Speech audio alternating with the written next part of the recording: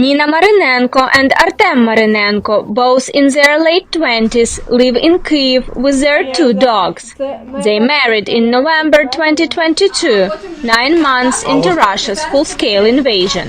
The couple dreams of becoming parents, but they say the uncertainty and the risks brought by the war make them afraid to have a baby. The context of war makes you think about something else altogether.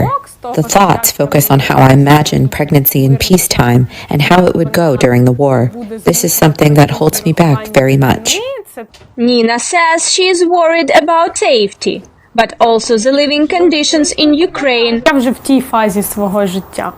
I am already in that phase of my life when I am as ready as possible, and the war is one important factor that prevents this. Ukraine's government says the country's birth rate has plunged by 30% during the war, from 130,000 babies born in 2021 to 86,000 in the same period from early 2023 to early 2024. Deputy Director of Ukraine's Institute for Demography and Social Studies, Alexander Gladun, tells VOA the country's population at the beginning of 2022 was 42 million.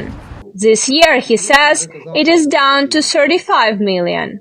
The forecast of the demographic situation made by our institute is quite pessimistic.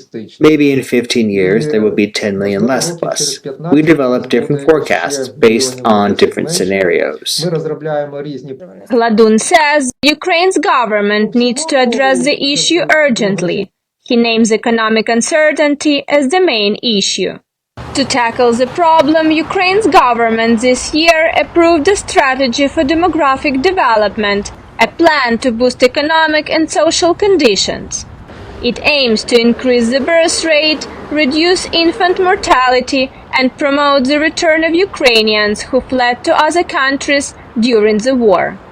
Tetiana Narytnik, an obstetrician at one of Kyiv's leading maternity hospitals, says many of her patients now are internally displaced persons. These women have certain complications during their pregnancies due to stress factors. Also, many women did not have the opportunity to visit an antenatal clinic, see a doctor, and undergo certain examinations and consultations. Anastasia recently gave birth to Olivia.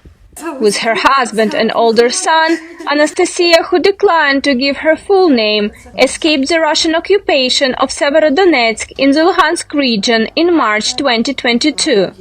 A second child was the family's long-time dream. Unlike many, Anastasia chose not to wait. The war will end at one point, and children mean happiness. Why not? When, if not now? Nina and Artem do not share Anastasia and her husband's confidence and optimism. Nowadays, only stupid or desperate people are having children. Well, we may fall into one of those categories. Many young couples like Nina and Artem are at a crossroads, wondering whether they should start their families now, wait for better times, or not at all. Chernikova, VOA News, Kyiv.